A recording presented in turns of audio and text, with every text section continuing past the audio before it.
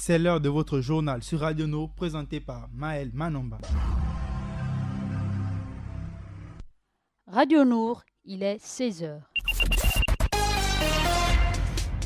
Assalamu alaikum et merci de votre fidélité sur la radio au service du développement, la Radio Nour. Voici les titres.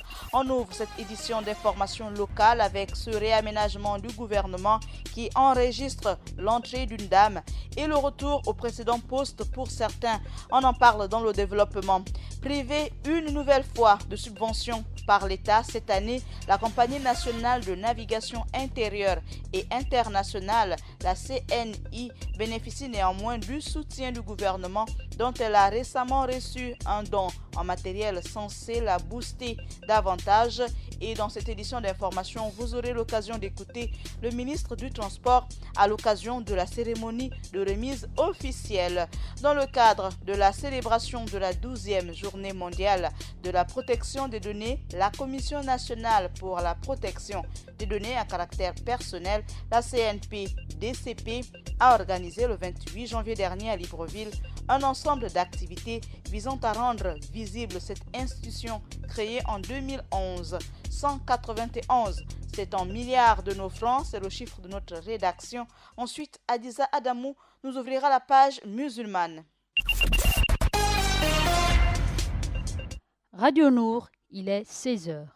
On ouvre cette édition d'information locale avec ce réaménagement du gouvernement qui enregistre l'entrée d'une dame au poste de ministre de la Défense.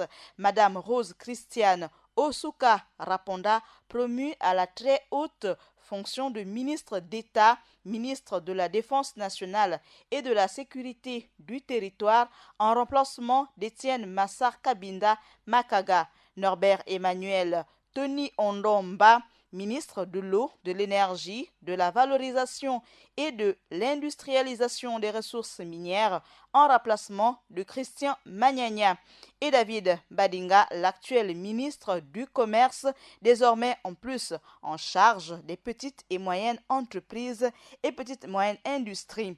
Sans oublier, Biendi Manganga Moussavou est de retour au ministère de l'Agriculture, de l'Élevage et de l'Alimentation en charge du programme Graines. Le reste sans changement, nous reviendrons au cours de nos prochaines éditions. Depuis 2017, la SNI ne bénéficie plus de subventions de l'État. Justin Doudangoy, le ministre des Transports et de la Logistique, a prévenu en décembre dernier que la situation ne devrait pas changer en 2019. Toutefois, le gouvernement n'a pas abandonné la compagnie de transport maritime public à son sort. Lundi 28 janvier dernier, elle a reçu des autorités gabonaises un don en matériel censé lui permettre d'intensifier ses activités et d'être plus rentable. Composé de 3 élévateurs et de 2 groupes électrogènes, cette dotation a été bien accueillie par les responsables de la SNI. On écoute Mathias Meba-Mve, responsable du service technique. Nous venons d'avoir une nouvelle dotation. C'est un sentiment de joie parce que tout le matériel qu'on avait, le matériel de manutention, était déjà vétuste. Donc on n'avait plus la possibilité de débarquer, de décharger et charger les navires en temps normal. C'est une grande satisfaction d'avoir notre matériel, notre équipement, et qui déjà est encore en état neuf.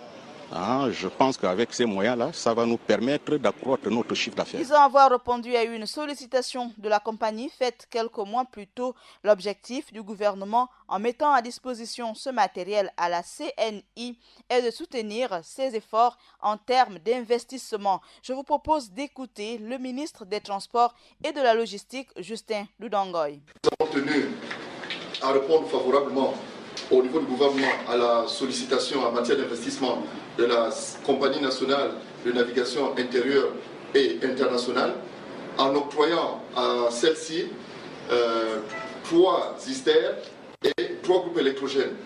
L'objectif de notre intervention se situe dans les efforts que déploie déjà cette compagnie qui, pour le dire, il faut toujours le souligner, la CNI n'a pas d'accompagnement venant de l'État. À l'instant, le ministre Justin Ludangoy, ministre des Transports et de la Logistique. Il faut ajouter que la société de transport maritime public envisage d'acquérir de nouveaux navires cette année pour accroître son chiffre d'affaires. Pour la première fois depuis sa création, la CNPDCP a organisé une journée consacrée à la valorisation de la protection des données, baptisée Data Privacy Day. Celle-ci s'inscrit dans le cadre de la 12e journée mondiale de la protection des données. L'institution a organisé à Libreville une conférence et des expositions axées sur un thème spécifique, je cite, de la collecte à la conservation des données personnelles. Fin de citation. Une opération didactique dont le but est d'ouvrir cette structure à la population. Les exposés ont tourné autour de la cybercriminalité, les typologies des risques, les modes opératoires, les infractions ainsi que les moyens de défense face aux attaques. Sont suivis une projection d'un film documentaire sur les données personnelles et l'intérêt et une visite des différents stands. 191, c'est bien le chiffre de notre rédaction, c'est en milliards de nos francs. Notez que les entreprises gabonaises ont reçu du gouvernement, dans le cadre du club de Libreville, la somme de 191 milliards de francs CFA en 2018, ce qui, affirme Hugues Mbadinga, directeur général de la dette, démontre la volonté du gouvernement de régler cette ardoise et d'assainir l'environnement des affaires dans notre pays. Ouvrons à présent avec Adiza Adamou, la page musulmane. Assalamu alaikum Adiza. Wa alaikum salam Maël. Dans la page musulmane du jour, on parle de la rencontre très certaine et prochaine de Benyamin Netanyahou à Rabat. On évoque aussi les membres de la mosquée de Panama qui offrent de l'eau aux jeunes pèlerins catholiques en route pour voir le pape François. Et on termine avec le portrait d'El Hadj Omar Tall. On ouvre cette page musulmane au Maroc où Benyamin Netanyahou pourrait très prochainement rendre visite à Mohamed VI. Le premier ministre israélien Benyamin Netanyahou, Maël, pourrait se rendre très prochainement à Rabat. D'après une source fiable de la presse marocaine, le cabinet du chef du gouvernement israélien et plusieurs responsables marocains ont été en contact pour établir certains projets dans le cadre d'une visite au Maroc. Et toujours selon la même source, la visite pourrait avoir lieu le 30 mars, juste après la visite de Netanyahou au pape François. Rappelons-le, même si Israël n'est pas officiellement reconnu par Rabat, des relations bilatérales en matière de sécurité demeurent entre les deux pays depuis des années.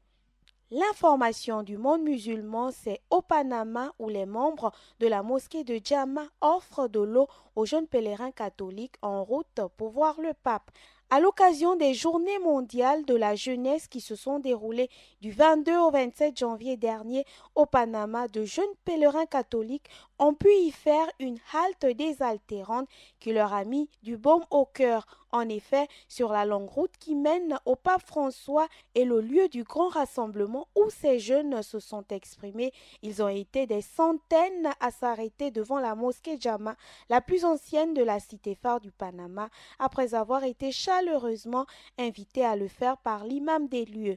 Entre les innombrables vendeurs d'eau à la sauvette qui s'étaient postés aux endroits clés de la ville et l'hospitalité sincère, bienveillante et désintéressée des membres de la mosquée Djamma, sur laquelle une banderole avait été déroulée pour souhaiter la bienvenue aux amis pèlerins, le choix de la jeunesse catholique du Panama avait été fait en répondant avec un large sourire à l'appel cordial de l'imam Hachim Bana.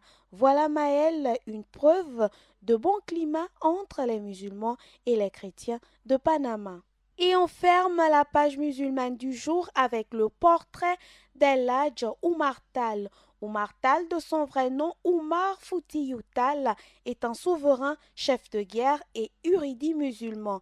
Né au Sénégal entre 1794 et 1797, Omar Tall a fondé l'empire éphémère tout couleur sur le territoire de ce qui est aujourd'hui la Nouvelle-Guinée. C'est un peu grâce à lui que la confrérie Tijaniya s'est propagée au Niger, au Mali et au Sénégal, où il s'attribua le titre de calife. Omar Tall disparut mystérieusement dans une falaise de Bandiagara le 12 février 1864.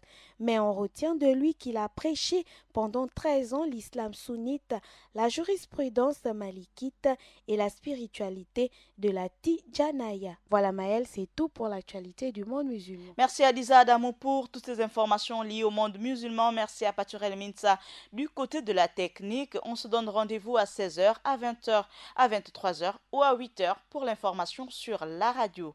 Au service du développement, la passion du savoir, Maëlle Manomba de Mouabi à la présentation. Assalamu alaikum. Radio Nour, il est 16h.